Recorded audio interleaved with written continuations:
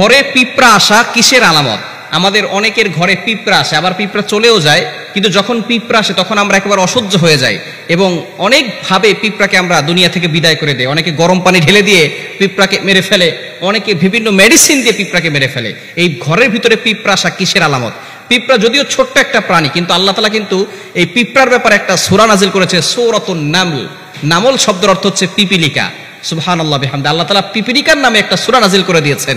এবং সুলাইমান আলাইহিস সালাম যখন তিনি বাচ্চা ছিলেন তখন এই পিপিলিকার একটা ঘটনা আল্লাহ কোরআনে বলে দিয়েছেন। কোরআন খুলেন 19 নম্বর পারা 17 নম্বর পৃষ্ঠার 2-3 নম্বর লাইন, সূরাতুন নামলের 18-19 নম্বর আয়াতে আল্লাহ বলছেন, হাত্তা ইদা আতাউ আলা ওয়াদিন নাম ক্বালাত নামলাতু ইয়া আইয়ুহান নামলু দুখুলু মাসাকিনাকুম লা ইয়াহতিমান্নাকুম সুলাইমান ওয়া জুনুদুহু ওয়া হুম লা ইয়াশউরুন। সুলাইমান আলাইহিস সালামকে আল্লাহ তাআলা একটা সিংহাসন দিয়েছিলেন। এই সিংহাসন দিয়ে সুলাইমান আলাইহিস সালাম সব জায়গায় যেতে পারতেন এবং সকল প্রাণীর কথা তিনি শুনতে পারতেন। সুবহানাল্লাহ। একজন বাচ্চা পৃথিবীতে এমন ছিল যিনি সারা পৃথিবীর সকল প্রাণীদের ভাষাও বুঝতেন এবং সারা পৃথিবী শাসন করেছেন। তিনি ছিলেন হযরত সুলাইমান আলাইহিস সালাম।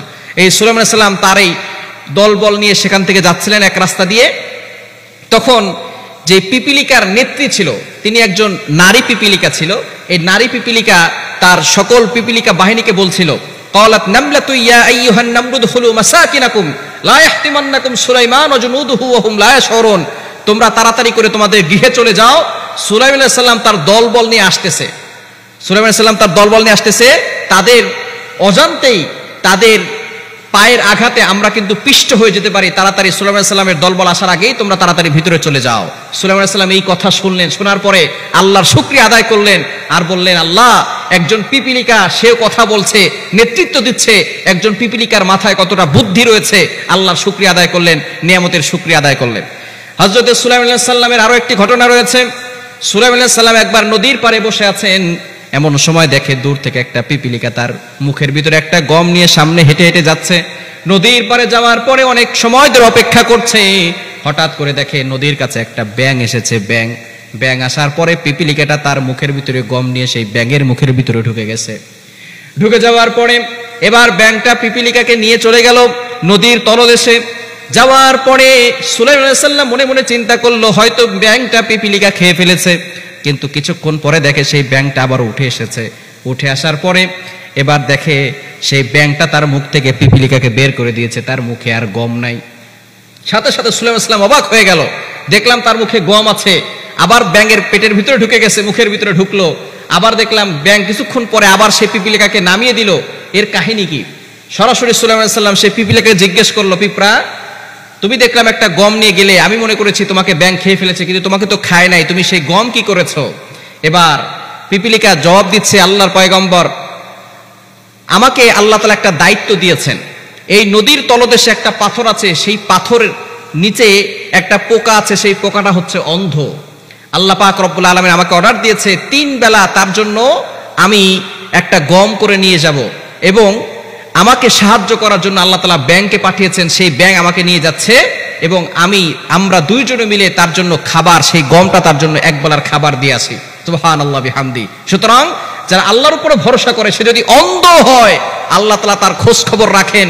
রিজিক নিয়ে টেনশন করছেন, রিজিক নিয়ে টেনশন করবেন না।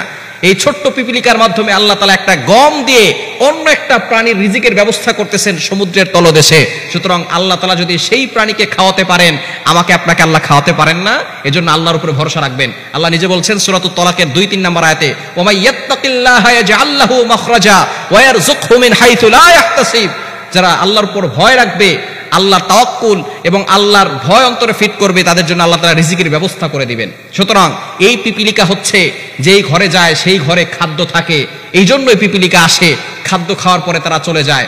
এই জন্য যেই ঘরে খাদ্য থাকে, পিপিলিকা আসা মানে হচ্ছে ওই ঘরের ভিতরে আল্লাহ পাক রব্বুল আলামিন বরকত দিবেন এবং আল্লাহ পাক রব্বুল আলামিন সেই ঘরকে ধনী বানাবেন, ঘরের মানুষকে ধনী বানাবেন। এই জন্য পিপিলিকা ওই ঘরের ভিতরে আসে। পিপিলিকা আসা এটা বরকতের লক্ষণ, এটা কিন্তু খারাপ লক্ষণ নয়। বরকত নিয়ে পিপিলিকা আসে। এই পিঁপড়াকে যদি আপনাকে ক্ষতি করে তাহলে আপনি মারতে পারবেন, যদি ক্ষতি না করে তাহলে পিপিলিকাকে আঘাত করবেন না। এটাও আল্লাহর প্রাণী। আল্লাহর কোনো প্রাণীকে ক্ষতি যদি না করে তাহলে আপনি আক্রমণ করবেন না। কিছু কিছু প্রাণী আছে যারা ক্ষতি করার আশঙ্কা থাকে, নবী সাল্লাল্লাহু আলাইহি ওয়াসাল্লাম তাদের ব্যাপারে আঘাত করতে বলেছেন। এছাড়া অন্য কোনো ছোট ছোট প্রাণী আছে, আপনি চাইলেই তাদেরকে মারতে পারবেন না, কেন তারাও কিন্তু আল্লাহর প্রশংসা করে, আল্লাহর জিকির করে। এজন্য এ বিষয়ে সাবধান থাকবেন। পিপিলিকা আসা মানে হচ্ছে আপনার ঘরের ভিতরে বরকত আসা, আপনার ঘর আলোকিত হবে, আপনার ঘরে আল্লাহ তাআলা সম্পদ দান করবেন, আপনাকে আল্লাহ ধনী বানাবেন। এজন্য পিপিলিকা আসলে আপনি হতভম্ব হয়ে যাবেন না, আপনি আল্লাহর শুকরিয়া আদায় করবেন, আল্লাহর কাছে বেশি বেশি করে দোয়া করবেন।